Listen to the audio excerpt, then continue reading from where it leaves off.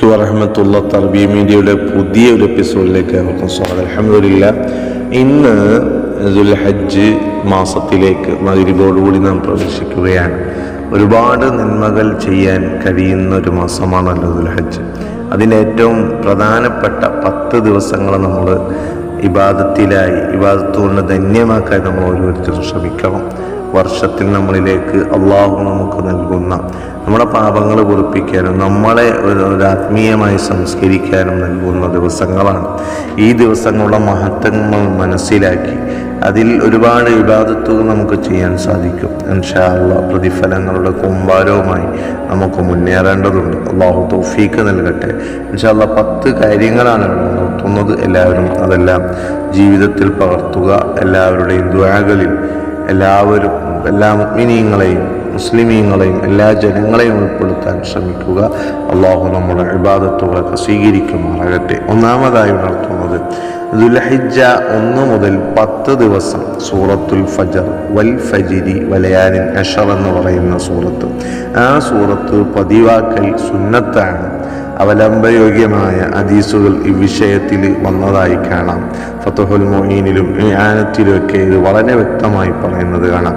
രണ്ടാമത്തത് ദുൽഹിജ്ജ ആദ്യത്തെ 10 ദിവസം ആട്, മാട്, ഒട്ടകങ്ങളെ കാണുകയോ അവയുടെ ശബ്ദം കേൾക്കുകയോ ചെയ്യുമ്പോൾ തക്ബീർ ചൊല്ലൽ പ്രത്യേകം സുന്നത്താണ്. അവരെ കാണുക മാത്രമല്ല, ശബ്ദം കേട്ടാലും അല്ലാഹു അക്ബർ എന്ന് ഒരു പ്രാവശ്യം മാത്രം പറയലാണ് സുന്നത്ത്. അതാണ് പ്രബലമായ അഭിപ്രായവും. അപ്പം അതുകൊണ്ട് അത് ശ്രദ്ധിച്ച് നമ്മുടെ ജീവിതത്തിൽ പകർത്തുക. 3, ദുൽഹിജ്ജ ആദ്യത്തെ 9 ദിവസം നോമ്പ് പിടിക്കൽ പ്രത്യേകം സുന്നത്താണ്. നബി സല്ലല്ലാഹു അലൈഹി വസല്ലമ തങ്ങൾ നോമ്പ് പിടിച്ചതായി ഹദീസിൽ കാണാൻ സാധിക്കും. 4മത്തത് അറഫാ ദിവസം ദുൽഹിജ്ജ 9 അറഫാ ദിവസത്തെ നോമ്പ്. ആ നോമ്പ് വളരെ പ്രധാനപ്പെട്ട നോമ്പാണ്. അതൊരിക്കലും നമ്മൾ ഒഴിവാക്കാൻ പാടില്ല. ഹജ്ജിൻ്റെ കർമ്മവുമായി ബന്ധപ്പെട്ടവന് അറഫ നോമ്പ് സുന്നത്തില്ല.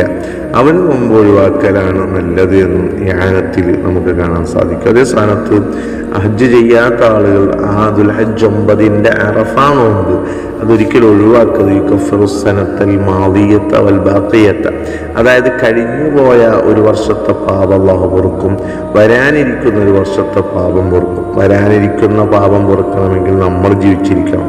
അപ്പോൾ ആയുസ് വരെ നമുക്ക് ആ നോമ്പ് കൊണ്ട് ഒരു വർഷത്തെ ആയുസ് നമുക്ക് ലഭിക്കുമെന്നുള്ളതാണ് തീർച്ച. അപ്പം അതുകൊണ്ട് പിന്നെ ഓരോ അറഫ നോമ്പ് പിടിക്കുമ്പോൾ നമുക്കത് ഉപകാരപ്പെടുകയാണ്, നമുക്ക് ആയുസ് ലഭിക്കുകയാണ്. അള്ളാഹു നമുക്ക് ആയുസ്സും ആഫിയത്തൊക്കെ നൽകുമാറാകട്ടെ. 5മത്തത് ദുൽഹിജ്ജ 8 നോമ്പ് പിടിക്കൽ പ്രത്യേകം സുന്നത്തുണ്ട്. യഥാർത്ഥത്തിൽ അന്ന് ദുൽഹിജ്ജ 9 ആകുമോ എന്ന സൂക്ഷ്മതയ്ക്ക് വേണ്ടിയും ദുൽഹിജ്ജയുടെ ആദ്യത്തെ 9 ദിവസങ്ങളിൽ പെട്ടു എന്ന നിലക്കും സുന്നത്ത് വന്നു എന്നതുകൊണ്ടാണ് പ്രത്യേകത ഈ നോമ്പിനുണ്ടായത് എന്ന് ഫുഖഹാക്കൾ പറയുകയാണ്.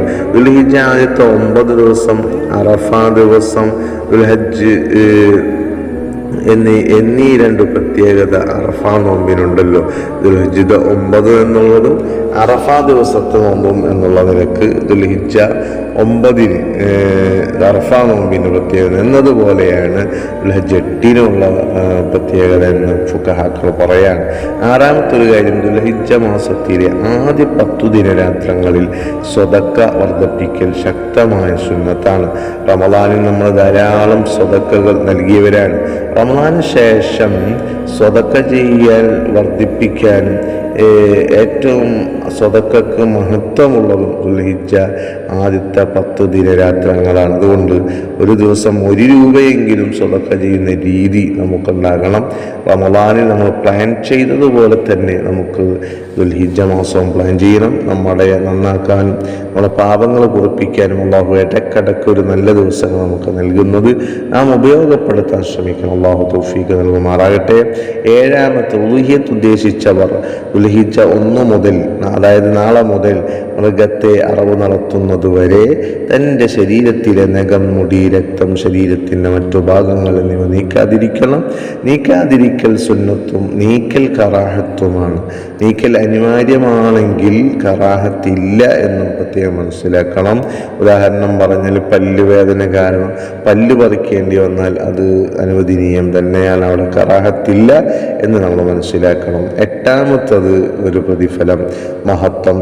അറഫാ ദിനം സുബഹ മുതൽ അയ്യാമു തശ്രീഖിൻ്റെ അവസാന ദിനം മഗ്‌രിബിൻ്റെ സമയം പ്രവേശിക്കുന്നത് വരെ നിസ്കരിക്കപ്പെടുന്ന എല്ലാ നിസ്കാരങ്ങൾക്കുടനെയും നിസ്കാരാനന്തരമുള്ള ദിക്റിൻ്റെ മുമ്പ് തക്ബീർ ചൊല്ലൽ സുന്നത്താണ്. ഈ തക്ബീറിന് മുഖയ്യദായ തക്ബീർ എന്നും പറയപ്പെടുന്നത് കാണാം. ഒമ്പതാമത്തത് ബലിപെരുന്നാൾ രാവാണ്. സൂര്യൻ അസ്തമിച്ചത് മുതൽ പെരുന്നാൾ നിസ്കാരം വരെ നിരന്തരം തക്ബീർ ചൊല്ലൽ സുന്നത്താണ്.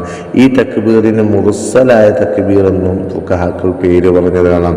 അപ്പോൾ നമ്മൾ നടക്കുന്നോർത്തും ഇരിക്കുന്നോർത്തും നമ്മൾ രാത്രി വിഭവങ്ങൾ ഉണ്ടാക്കുമ്പോൾ, സ്ത്രീകൾ വിഭവങ്ങളൊക്കെ ഉണ്ടാക്കുമ്പോഴൊക്കെ ഈ തക്ബീർ ചൊല്ലിക്കൊണ്ടിരിക്കാം.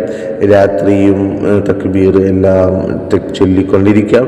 ചൊല്ലാൻ സാധിക്കാത്തവരാണെങ്കിൽ അവർ ഫോണിലോ എന്നും സ്പീക്കർ വെച്ചൊക്കെ വീട്ടിൽ തക്ബീർ മുഴക്കിയാലും അതും നല്ലതാണ് എന്ന് മനസ്സിലാക്കണം. പത്താമത്തത് പെരുന്നാൾ രാവ് ഇബാദത്തോട് സജീവമാക്കൽ പ്രത്യേകം സുന്നത്താണ്.